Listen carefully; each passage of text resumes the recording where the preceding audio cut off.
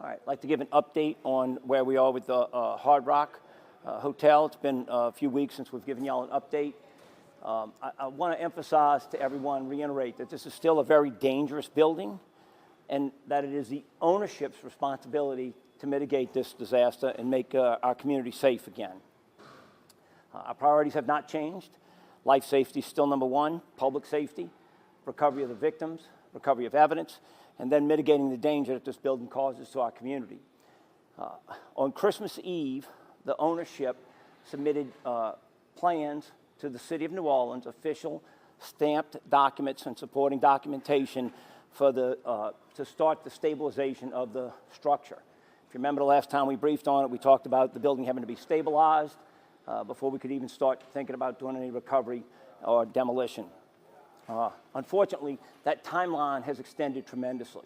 At that time, last time we updated you, we were talking about February 28th. That stabilization timeline now is May 7th. I can tell you when I say we, I'm talking about the mayor, myself, our subject matter experts, the administration, are very unhappy with that timeline, and we have made it very clear to them that we are unhappy with it, and we have asked them to go back and find some way to shorten this timeline.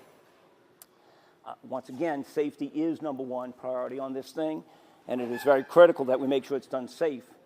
So we're pushing them very hard to shorten that timeline, but this is absolutely the most dangerous way to take a building like this down because you're putting a lot of people in it, and we're taking the steps to shore it to make it safe. But what has happened is, as the contractors who are actually going to do that work and put these shores in this building have come in, it is going to be a lot more labor intensive and has extended this timeline. It puts the final clearing down to the site back to an empty field into December of next year. So once again, we're not very happy about that, and we continue to meet with them every day and push them very hard to make this right. And with that said. You kind of touched on it being labor intensive and that being the reason for the extended timeline. Can you explain a little more about that? So when we talk about stabilizing the building and putting in what we're calling shores, I would ask you to picture it similar to a scaffolding, right? These are structures that are manufactured for this purpose. They need to be brought into the building with a crane. So they say flown into the building, they call it, and then assembled, taken off of their pallets and assembled throughout the building. And there are several hundred of them that then need to be assembled throughout the building in a very methodical manner so that they're supporting structural members which we don't believe are stable enough to support themselves as we start to pull this building apart. So it's very labor intensive to take that material and assemble each one of these structures that they measure about 4 by 4 foot each, 4 foot square, and then they adjust up to the height so they're touching the one floor below it, the big transfer deck, up to the next floor, and that's every floor all the way up to the roof before they're finished, getting them all installed. Then we'll start being able to pick the building apart to get the remains of the victims out. Was there something about the building new that we found? No, our last update and several before that talked about, and I started this one off with, this is still a very dangerous building. It collapsed.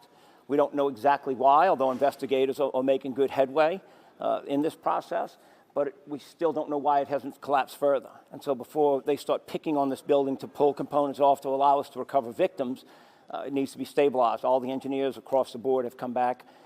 It seems like every iteration of engineers that come in think the building's worse than we had previously thought with the previous experts that we had.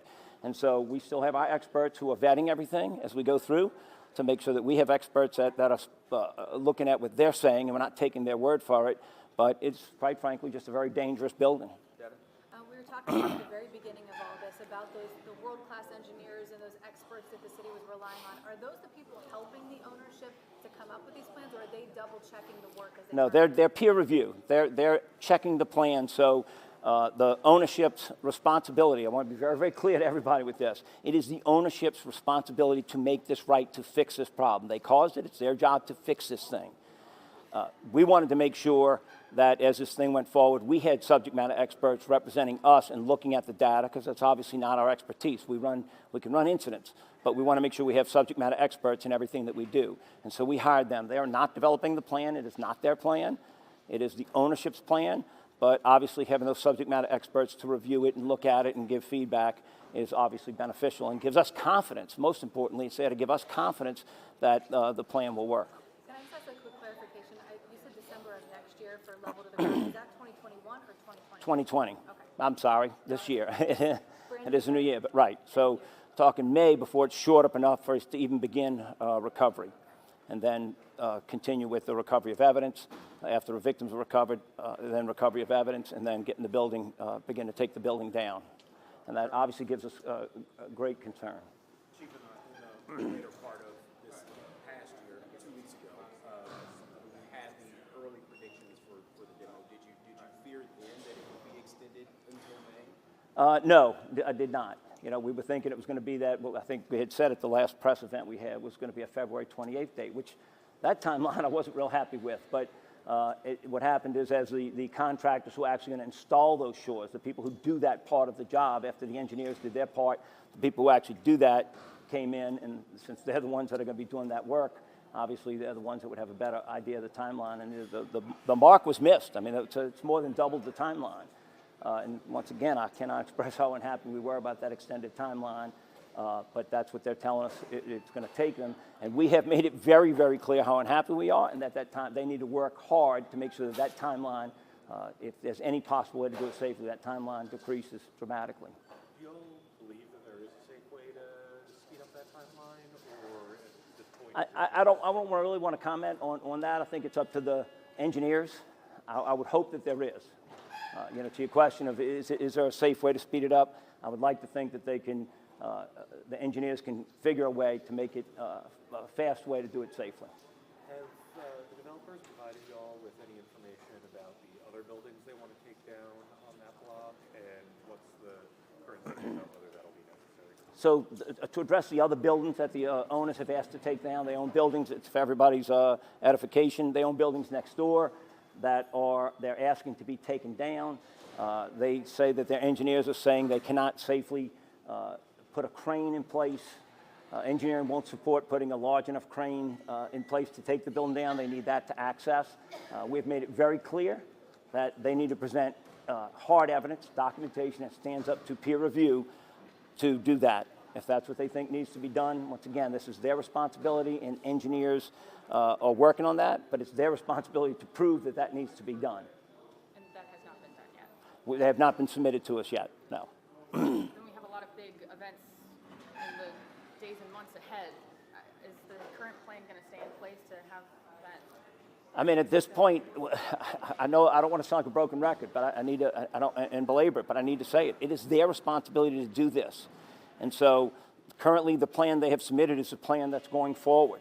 We have asked them to shorten that timeline, and I think for everybody in the community, you can understand why it gives us pause because of the number of large events that we have, and the fact that our community is disrupted, the economic impact on the businesses that are affected, and all the events that happen. I mean, Canal Street is our main drag, right? It's the lifeblood of the city. So yes, we have made it clear that we want it to move forward quickly, but it's their responsibility to make that happen. Is there any way to hold them responsible, I guess, in that regard for delaying that timeline, or any real consequence for delaying it? At this point, all we can do is look at the timeline and try and force them to, and I want to clarify, the city, as the city's representative on this, I meet with them every single morning and push them hard and to keep us in the loop as to what's going on. And, you know, we're vetting it to make sure that what they're saying isn't just something they're saying, that it is valid, that it stands up to the scientific data, as it were, from an engineering perspective, that it's warranted. But I can tell you right now, what I know is it's a dangerous building, and shoring it up is the proper way. What I didn't realize was the amount of time it's going to take to install these shores. Chairman, Jeff? And you said this is just, the lengthening timeline is just based on the shoring companies coming in and saying, no, we actually have a longer estimate on this. Nothing's changed about the building or nothing?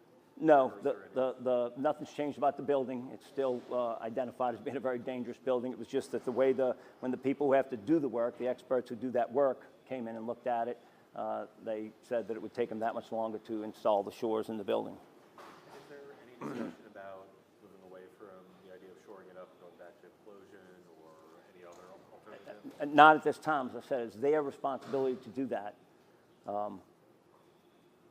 you know, to decide which way to do it.